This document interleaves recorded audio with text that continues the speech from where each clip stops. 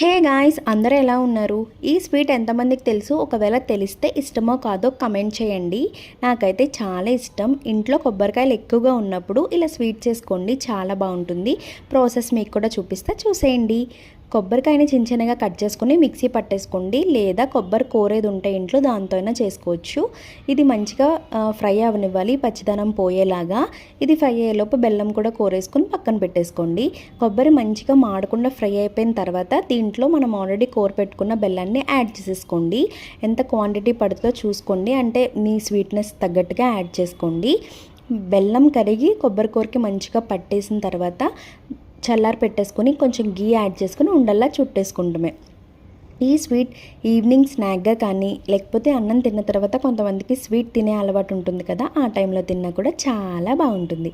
మీకు కూడా నచ్చితే వీడియో లైక్ చేయండి, అలానే మీ ఇంట్లో కూడా ట్రై చేయండి. Please subscribe.